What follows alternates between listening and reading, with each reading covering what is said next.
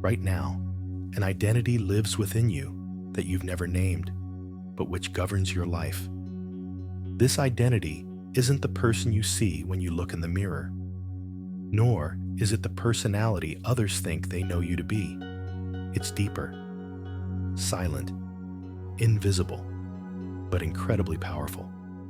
An internal structure that determines your reactions, defines what's possible and impossible, and constantly sends signals to reality at the same frequency. This structure wasn't consciously chosen one day. It formed over time. As disappointments accumulated, as your expectations weren't met, as you came to believe that wanting less would hurt less, as you retreated a little more and a little more. Initially, it emerged to protect you, but over time, it transformed into what defines you. This hidden self is like software running in the background of your mind. It makes decisions without you realizing it. Thoughts like, "It's not worth it," "It won't work this time either," and "It always happens like this," narrow your options. They produce the same reactions. They perpetuate the same cycles. And then, as if the outside world were to blame, you experience the same things over and over again. Most people get stuck right here. They try to change their lives, but without changing themselves. They change their jobs, their relationships, where they live, their routines. They rearrange the furniture, but they never touch the foundation because they don't see the original structure. Energetically, they still live with their yesterday's identity. This is the critical point. Real transformation doesn't begin when external conditions change. It begins when the inner observer changes. The moment you begin to observe this hidden identity without fighting it, without suppressing it, without identifying with it, the principle known in quantum physics as the observer effect kicks in. This isn't just a scientific concept, it's the direct workings of consciousness. Because consciousness isn't something separate from reality. Consciousness is the field that organizes reality. When you observe something, you no longer get lost in it. You move from reacting to being aware. And at that very moment, the automatic influence of your old self begins to dissolve. Because this identity is nourished by your awareness. It only works if you're unaware of it. The moment it emerges, it loses its power. That's why change doesn't happen gradually. When it happens at the right point, with the right awareness, it's sudden. A threshold is crossed. An inner transformation occurs. Even if you're in the same life, under the same circumstances, your reaction to reality begins to change. Because you're no longer looking through the same lens. Identity is a lens. It's how you perceive reality. When that lens changes, everything you perceive changes with it. People, opportunities, reactions, even events you thought were coincidences, all fall into a different order. Not because you're trying to do something, but because you now exist from a different place. This hidden identity was once necessary. It was a survival strategy for your younger self. It created a shield during times of extreme rejection, failure, and loss of control. It worked for a while. But the problem is, when mechanisms created for survival continue to operate unconsciously, they hinder growth. What begins as protection eventually becomes a limitation. The shield turns into a cell. And most people confuse this cell with the self. But you are not that. You are the awareness that carries it. And awareness has the power to transform everything it touches. Getting rid of your old self isn't about destroying it. It's about ceasing to identify with it. It's about seeing it. It's about recognizing it. It's about managing it. That's where reality changes. Because you are no longer the same point of consciousness. You are not emitting the same energy signature. You are not repeating the same story. And this field can no longer give you the old answers. This isn't personal development. This isn't motivation either. This is consciousness itself. This is the human experience equivalent of what quantum mechanics shows in the lab. When the observer changes, the result changes too. And this change doesn't happen in the future. It doesn't happen when the conditions are right. It doesn't happen on a day when you're ready. It happens the moment you reach awareness. Chapter 2. How your nervous system communicates the truth. The threat has actually already passed, but your body doesn't know it. Because the invisible identity doesn't just live in your mind, it's etched into your nervous system. The slight tension in your shoulders when faced with an opportunity, that familiar tightness in your chest, the unconscious shallowing of your breath. None of these are coincidences. These are the bodily traces of an identity you developed in the past to survive. The mind tells stories, but the body doesn't lie. That feeling that suddenly arises within you when someone talks about your dreams doesn't beckon you forward. It pulls you back. Be grateful. Don't ask for more, it says. Keep your expectations low so you won't get hurt. This voice seems logical because it has lived with you for years. Your cells hold patterns in their memory that are no longer yours but feel very familiar. And over time, you begin to confuse these patterns with your true self. What most people don't realize is this. This conditioned self doesn't just operate in your inner world. Through your heart and brain, you are constantly communicating with the quantum field. The heart and brain are not just biological organs. They are also electromagnetic signal generators. And these signals extend far beyond your body. Every emotion has its own unique frequency. Fear produces a restrictive signature. Self-esteem emits an expansive signature. Guilt, inadequacy, expectation, surrender, they all leave a different electromagnetic trace. And the field doesn't interpret these traces. It doesn't judge. It doesn't question. It simply reflects. Your old identity has been sending the same message to reality for years. I'm prepared for disappointment. I expect rejection. Good things happen to others. These messages were transmitted not through words, but through your body posture, your emotional tone, the default state of your nervous system, and the quantum field responded with mathematical precision. This is not a punishment. This is the nature of the field.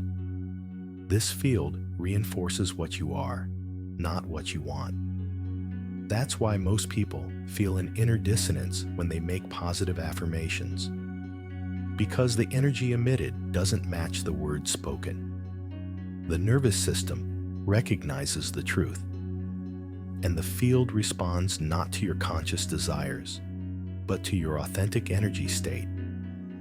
That's why some beliefs feel real, even when painful, while hopeful thoughts remain superficial. Because the body is more familiar with its old identity. It perceives what is familiar as safe. For the nervous system, comfort is predictability, not happiness. Even pain feels safer if it's more familiar than unknown. True transformation begins here, not by changing thoughts, but by retraining the nervous system. Because as long as you continue to live with the same bodily posture, the same internal tension, the same electromagnetic signature, the field will not respond differently. What is called effortless manifestation here is misunderstood. It's not about doing nothing. It's about not acting against your body. When your nervous system relaxes, when the perception of threat disappears, when the survival identity gives way to the existential identity, that's when the field aligns with you. Because you are no longer playing the role of the person you want to be. You are in harmony with who you are. And the field always responds to that.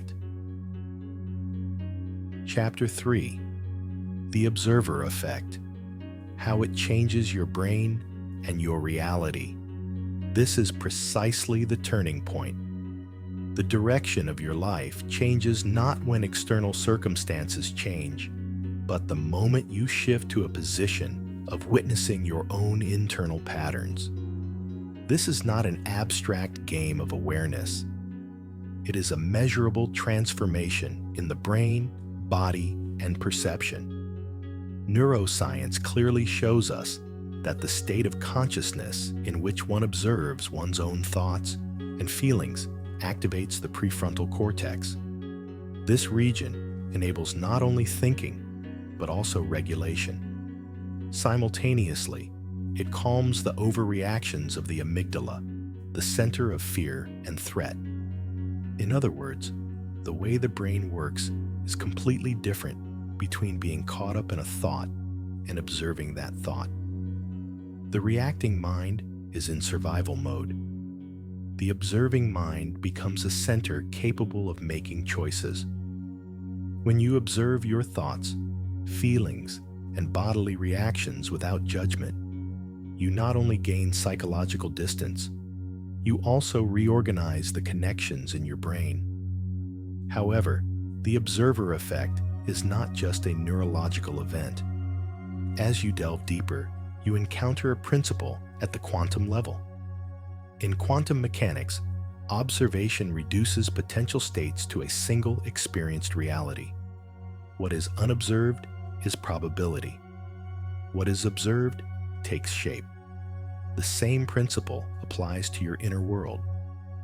When you observe your conditioned patterns from your subconscious, you no longer identify with them. They cease to be me.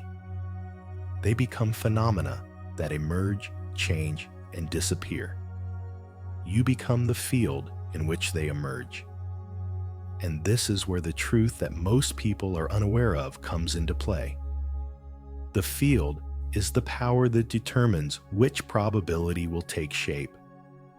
Your old self operated from a limited state of consciousness where life felt like something happening to you. In this state, the world seemed full of threats. Events were beyond your control. Chance favored others. You were constantly in a reacting position.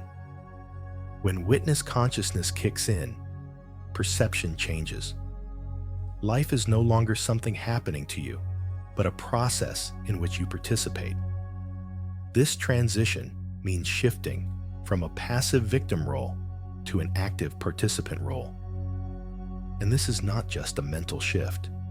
The nature of your electromagnetic field, the information emitted by your heart and brain, changes. Instead of sending signals of separation, defense, and limitation, you begin to emit signals of harmony, openness, and possibility.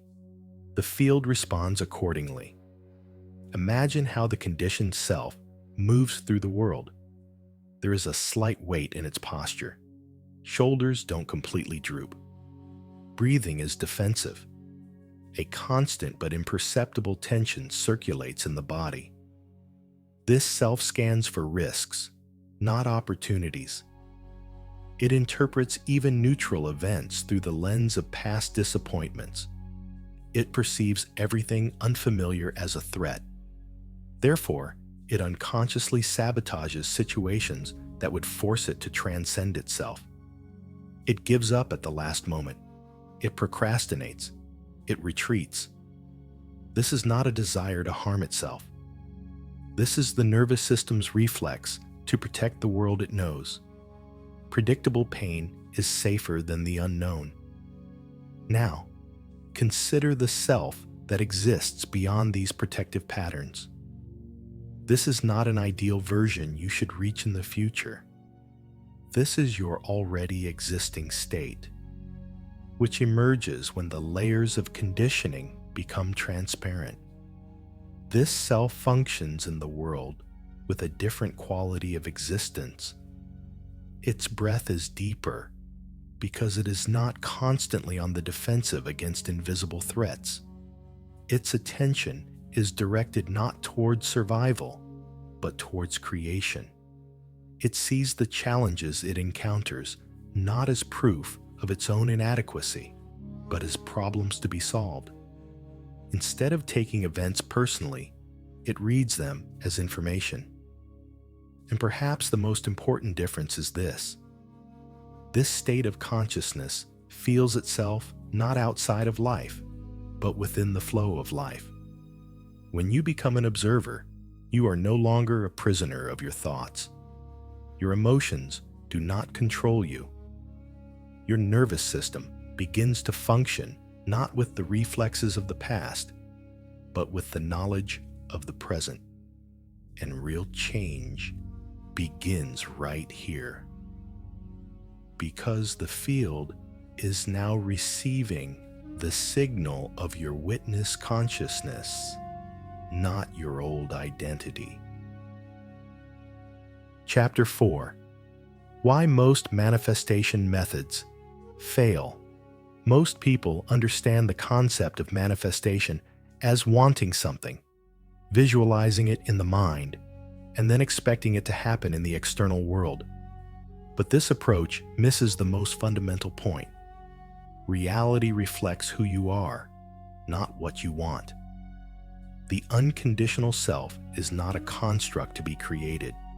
It is a state of consciousness that already exists, but is covered by layers of defenses built up over the years.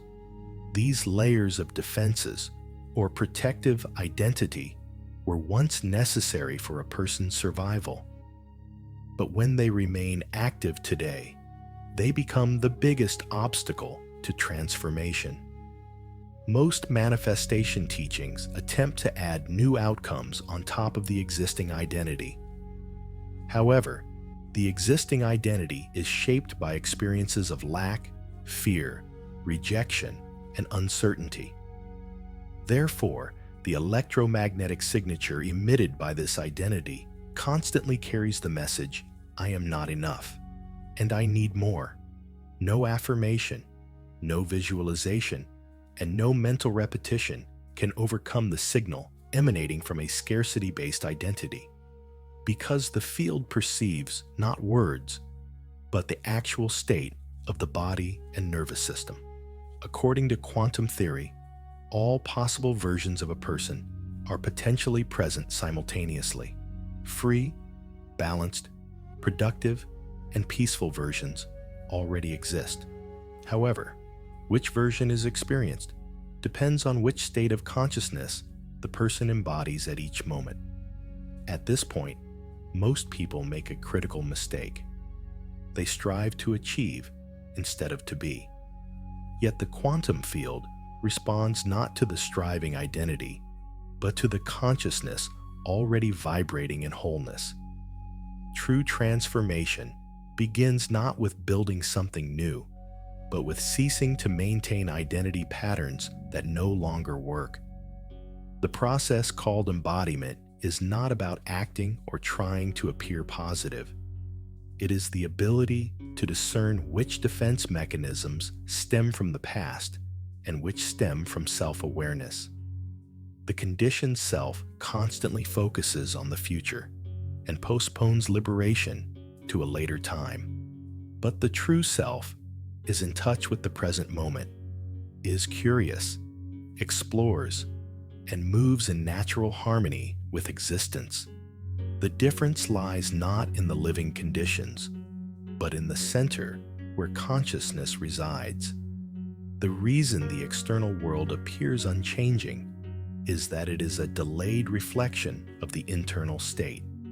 What is decisive is not conscious intentions, but the underlying state that dominates the person's nervous system. As long as the nervous system remains in a state of perceived threat, the field continues to produce experiences at the same frequency. When identification with the protective identity ends, reality becomes fluid again. Opportunities become more visible, relationships progress in a different tone, and synchronicities increase. This is not about the world changing, but about the transformation of one's electromagnetic signature. Research on heart-centered states of harmony has shown that inner harmony measurably alters the body's magnetic field. However, this harmony is not a state created by force. It arises naturally when defensive tensions are resolved. The goal here is not to do something new, but to get rid of narratives that no longer serve you. When the identity of someone who is constantly struggling, waiting, and feeling incomplete is resolved, the energetic basis of limitation is also resolved. The observer effect transforms into freedom at this point. Witness consciousness notices thoughts, feelings, and bodily sensations. However, it is not trapped within them. When one begins to recognize oneself, not as the content of the experience, but as the space in which the experience occurs, points of choice that were previously invisible emerge. This awareness radically alters the perception of time and causality. Instead of assuming one will feel good when external conditions change, one directly experiences what futures become possible when the internal state changes. Consequently, manifestation is not an effort to attract things. Manifestation is learning to no longer be an obstacle. When you silence the noise of the protective identity, the potential that already exists spontaneously becomes visible. Chapter 5. Comment, Notification, and Frequency Subscription. The final threshold. Now I want you to do something simple but incredibly powerful. Pause for a moment and consciously write the following intention in the comments below. I am ready to observe my uncontrollably operating patterns. This is not just a written sentence. This is applying a conscious intervention to the automatic programming that governs your life. This is a clear signal to the mental cycles that have been running in the background for years, dragging you to the same results. And yes, this signal is transmitted not only to your mind, but also to the quantum field. This action shows that you are ready to experience a different reality, because a person only truly begins to change when they are ready to be aware. If what you are feeling right now feels like more than just an ordinary information gathering state, if a quiet but clear sense of recognition is forming within you, then I want you to subscribe not to a channel, but to a frequency. This field is for those who are ready to transcend the limitations of conditioned identity. This is for those who choose to transform life, not by forcing it, but by realigning it with consciousness. The reason most methods of manifestation fail is not because the principles are wrong. The problem is that these principles are applied by the same level of consciousness that created the limitation. You cannot solve a problem from the same level of consciousness that created it. An identity born of lack cannot sustain abundance. Therefore, techniques focused on acquisition often reinforce the feeling of inadequacy they are trying to resolve. True manifestation arises not from techniques, but from identity transformation. When you become the expression of a living self that naturally seeks. Changes in the external world occur effortlessly. This is not a process. It is the realization of what is already true. The conditioned self perceives reality as a harsh, resistant, and challenging field. This perception believes that change is only possible through force. But when you shift to witness consciousness, you realize that the same reality is actually subtle, intelligent, and fluid. It is not the field that changes. It is the observer that changes. Every emotion you feel produces measurable electrical and magnetic patterns in your brain. In states of anxiety, doubt, and frustration, the brain emits chaotic and erratic frequencies. This electromagnetic turbulence acts like an interference disrupting communication between your intentions and the field of possibility. When you shift to witness awareness, the brain waves naturally calm down. Alpha and theta states emerge, and your inner intentions align more coherently with the field. From this point on, manifestation ceases to be something you do. Manifestation becomes a harmony that expresses itself through you. The difference here is practical and profoundly tangible. Instead of forcing specific outcomes through mental effort, you learn to cultivate the inner qualities that naturally produce those outcomes. Instead of imagining abundance with a sense of lack, you physically experience the inner spaciousness that makes abundance possible. This transformation requires accepting that your current reality is not your fault, but that it is your responsibility. The protective patterns you developed were not wrong. These were clever responses you gave with your consciousness at the time. However, maintaining these patterns now binds you to realities consistent with your past. Liberation begins when you confront yourself with radical honesty. What emotions do you keep returning to? What stories do you tell about why life is the way it is? Does your body relax or tense up when you imagine your dreams coming true? These questions reveal the electromagnetic signature you emit, and they help you understand why the same experiences repeat themselves.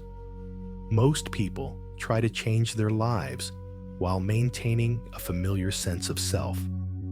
But familiar isn't always right. If you want an unlimited reality, you must be willing to let go of a limited identity. This isn't about destroying your identity.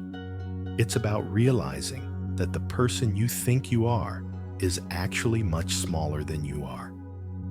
The self beyond conditioning chases nothing, because at its core, it is already whole. It doesn't try to prove anything, because it knows its own worth. It doesn't try to control the outcomes, because it trusts the intelligence of life. When you operate from this awareness, your communication with the field changes completely. You radiate wholeness instead of need, trust instead of fear. You send signals of connection instead of separation. The field also reflects experiences aligned with this new vibration. This is not a reward. This is a vibrational alignment. Over time, you will notice the following. The difference between what you truly want and what you think you should want will become more pronounced. It will become easier to say no to things that don't fit. Saying yes to exciting opportunities will become natural. Your relationships will transform. Some will deepen, while others will end spontaneously due to a difference in frequency. Synchronicities will increase. The right people will enter your life at the right times. The resources you need will appear exactly when you need them. These are not coincidences. These are the natural results of consistency. But the greatest change is internal. You are no longer rowing against the current. You are beginning to feel the supportive current that has always been there. Challenges are not overwhelming, but rather engaging. Uncertainty is not frightening, but rather perceived as a vibrant possibility. And your fundamental emotional state is permanently changing. That is why you are here. That is why this message reached you. That is why you are no longer just a spectator, but an awakened observer. Chapter 6. Your ideal self already exists. As you move from a slight anxiety to a calm yet vibrant sense of existence, I now want you to visualize how your ideal self lives an ordinary day. Carefully observe how it breathes, how its body moves through space, how it listens to the people around it, and how it reacts to unexpected events with natural balance. Because this self does not need self-validation or the production of artificial positivity. They live in a state of consciousness at peace with what is, yet open to possibilities. Their nervous systems are regulated, their attention is undisturbed, and their energy flows unimpeded, because this state is not a distant ideal to be reached, but the most natural expression of who they are. The moment you stop maintaining the patterns your conditioned identity has developed to protect you, you realize that you are already in that state, and that is where the secret lies. You can instantly access this state the moment you understand that you are not the content of all experiences, but the awareness in which they arise, because the quantum field responds not to what you say, but to the information you transmit through your body and state of being. Contrary to popular belief, embodiment isn't about forcing things. Rather, it's about allowing the deepest truth of who you are to seep through the cracks in the protective armor you've built over the years. And when you stop defending yourself against life, life stops being aggressive towards you. When you stop trying to constantly protect yourself from disappointment, you naturally open yourself to joy and vitality. This openness changes everything, because your reality begins to transform, not because you create different objects or conditions, but because you become aware of the vital energy that is already here. This vitality seeks to express itself through experiences that are in harmony with its limitless nature. Therefore, pause for a moment, close your eyes, feel the space between your thoughts, and intuitively allow yourself to perceive that deeper awareness that is aware of your awareness. A profound peace arises when you accept that you are not the personal story of your life, but the field of consciousness where all stories emerge and disappear. From this perspective, your conditioned identity becomes merely one of the possible ways of organizing the experience. If it's possible to organize experience around limitations, it's equally possible to organize it around freedom. And the most striking discovery is that you don't need to constantly improve yourself to gain or deserve this freedom, because freedom is already your natural state. On the other hand, limitation is a learned behavior, and like everything learned, it can be gradually unraveled through patient and compassionate observation.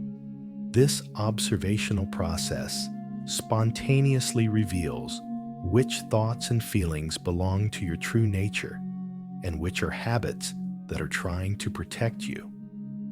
Fear is a completely different experience when you identify with it, than when you witness it.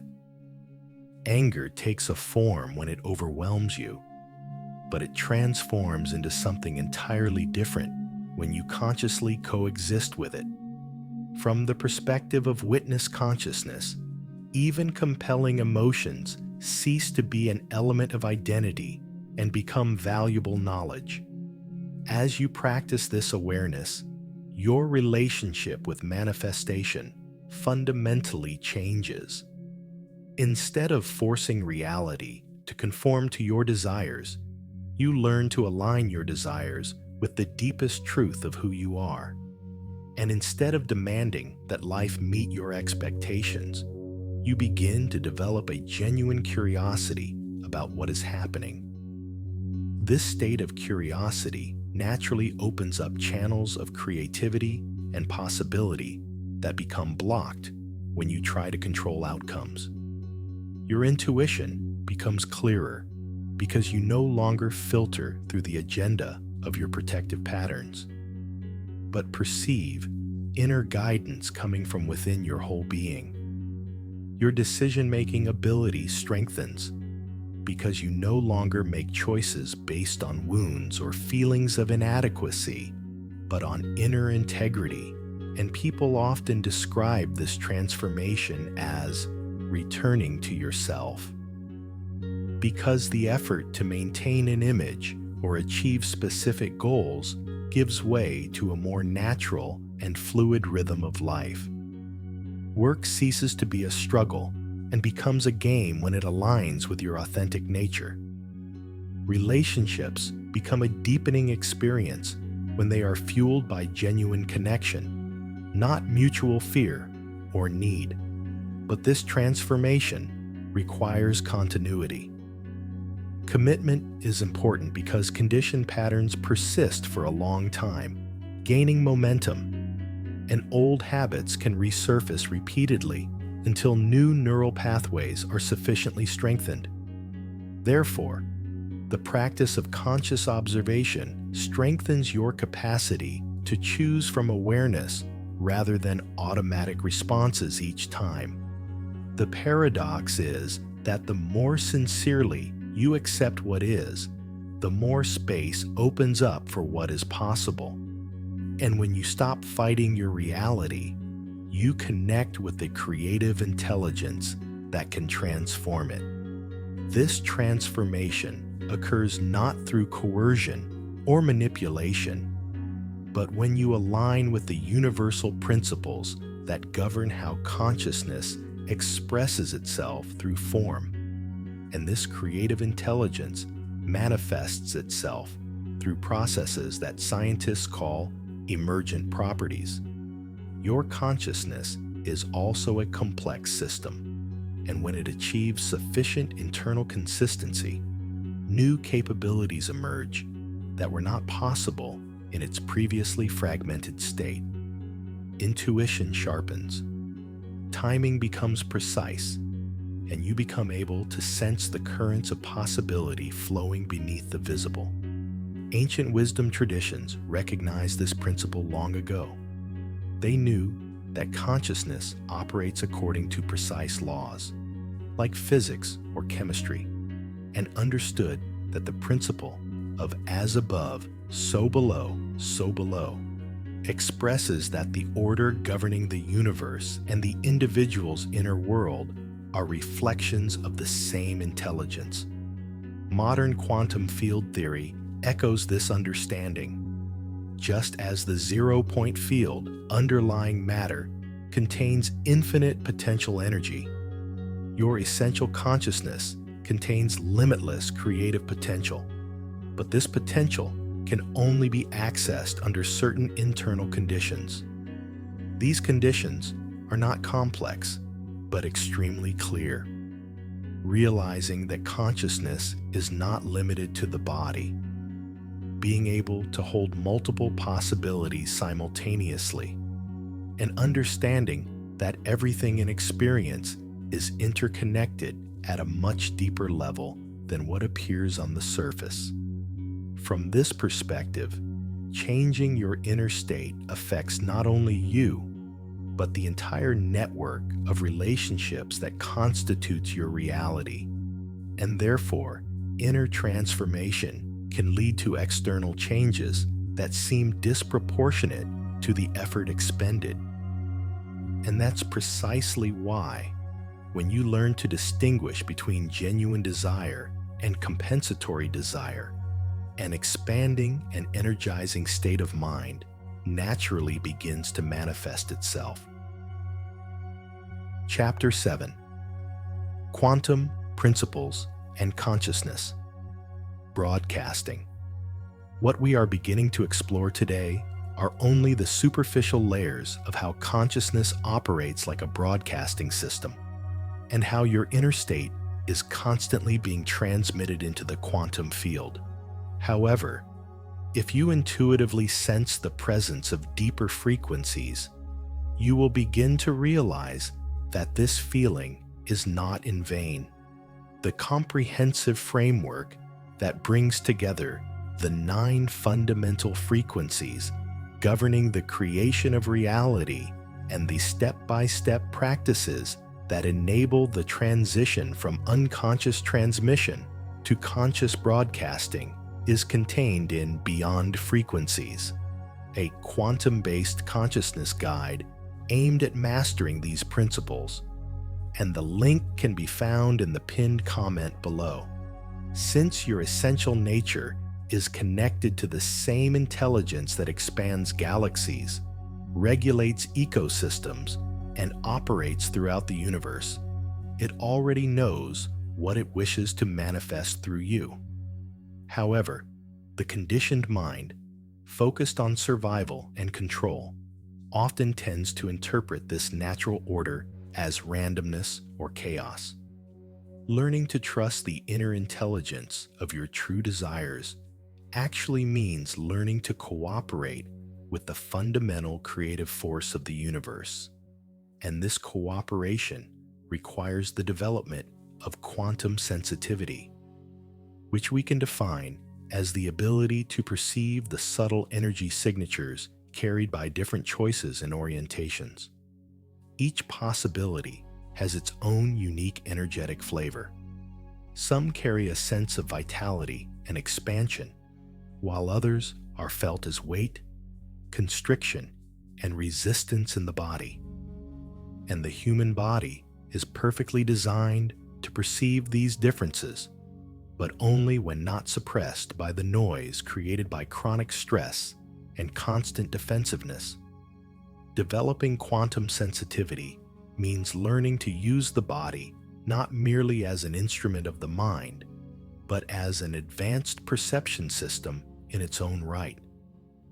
Because your heart contains tens of thousands of neurons processing information independently of the brain, and your gut contains even more. These distributed networks of intelligence, containing even more neurons than your spinal cord, constantly gather data about the space around you and communicate it to you through intuition, bodily sensations, and subtle guidance. However, most people are trained to suppress these natural guidance systems by glorifying mental analysis and social conditioning. While the analytical mind is extremely useful for certain tasks, it can only categorize what it knows and operates within patterns it has encountered before. In contrast, the body's intelligence can perceive patterns and possibilities existing at levels beyond the reach of conceptual thought.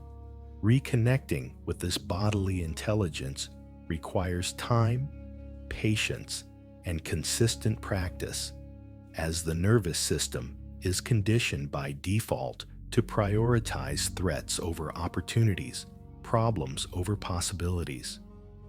Changing this default setting takes time, but the process itself is profoundly therapeutic.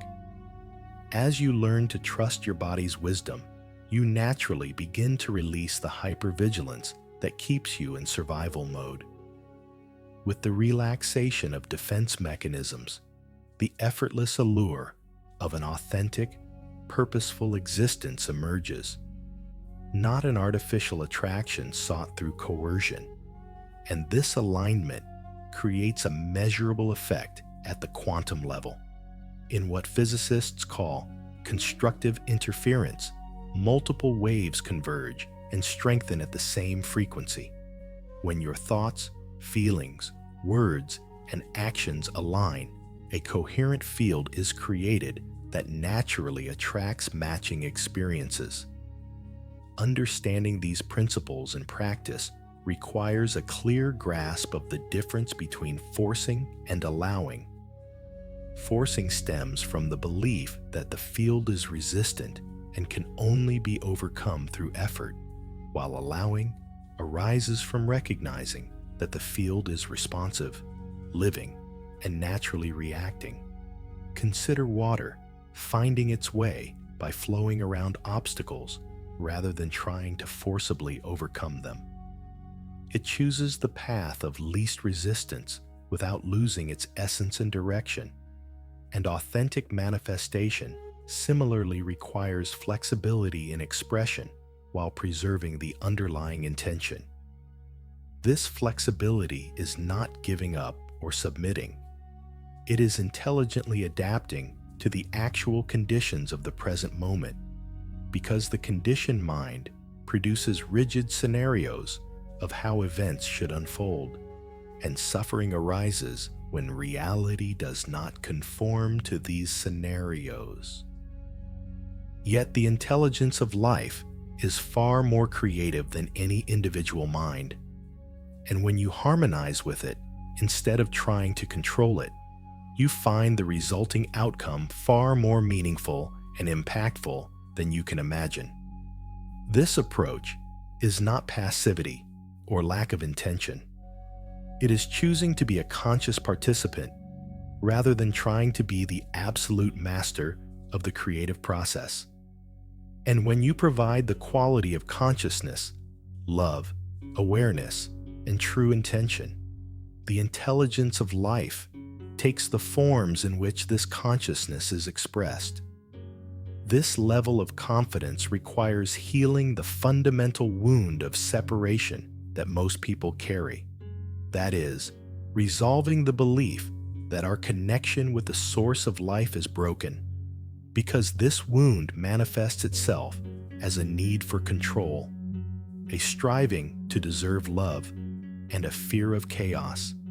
This wound of separation heals not by mentally altering beliefs, but by directly experiencing the intelligent and interconnected nature of reality. And these experiences arise spontaneously when you cease using consciousness for personal gain. Paradoxically, the less you use consciousness as a tool, the more powerfully life supports you. Because self-sacrifice is effective not because it is rewarded by the universe, but because it aligns you with the natural flow of change that nourishes all life.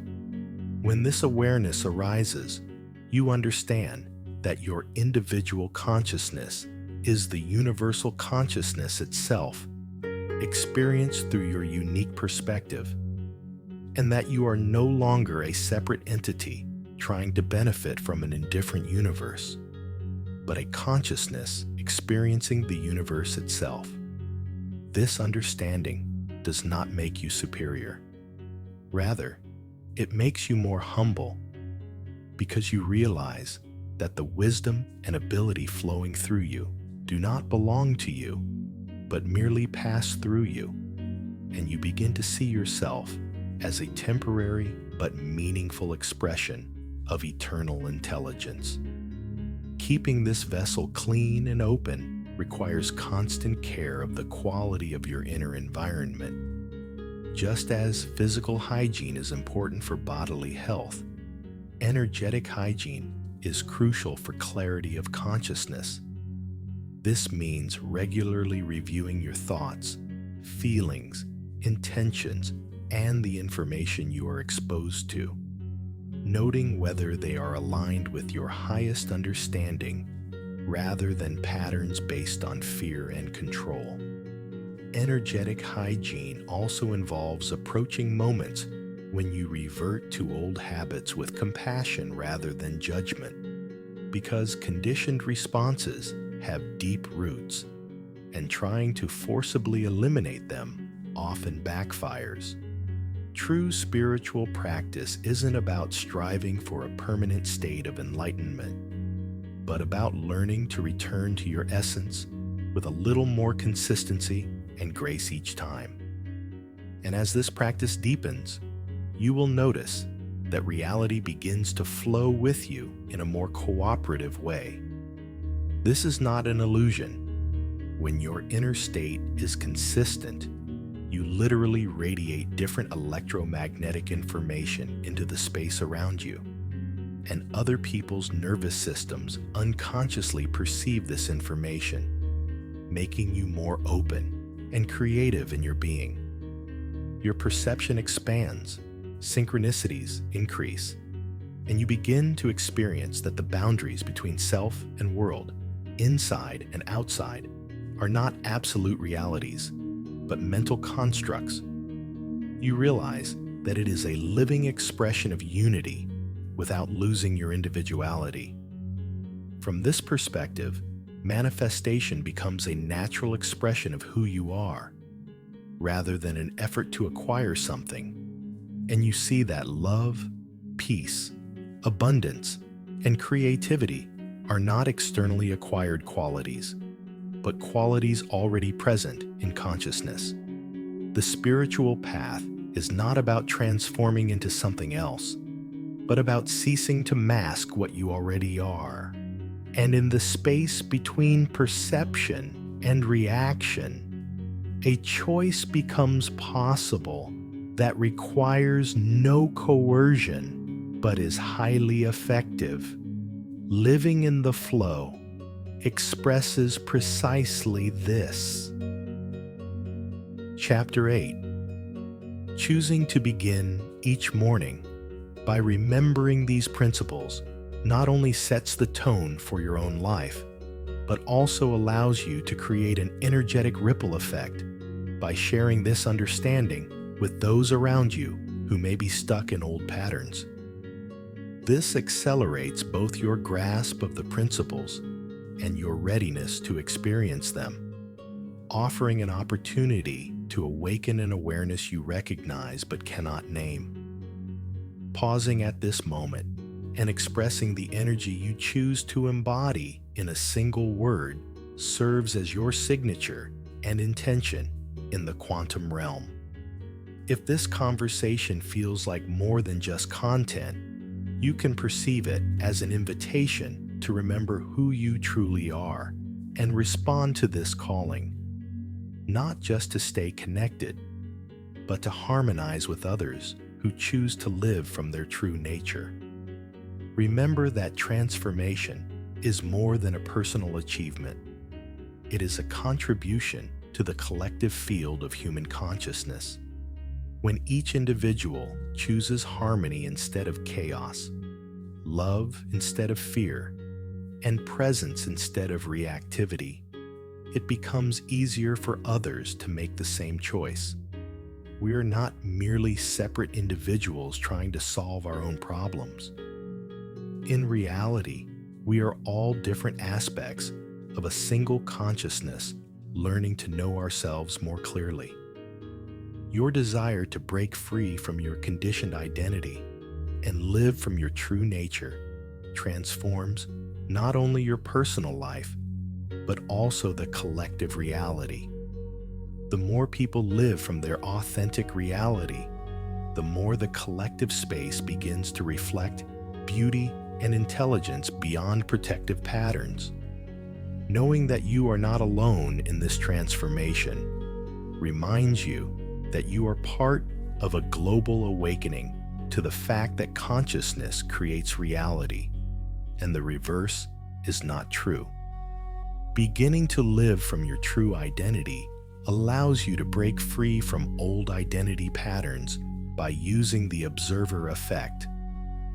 Instead of trying to change reality from the outside, you recognize yourself as the consciousness through which reality expresses itself. With this awareness, witnessing instead of reacting, creating instead of defending, beginning to live from your true nature rather than your conditioned identity allows you to discover that possibility is your birthright and to express creativity and love within yourself. This journey is not the end, but the beginning. And from this point, everything is possible because instead of forcing reality, you are now moving in harmony with its natural flow.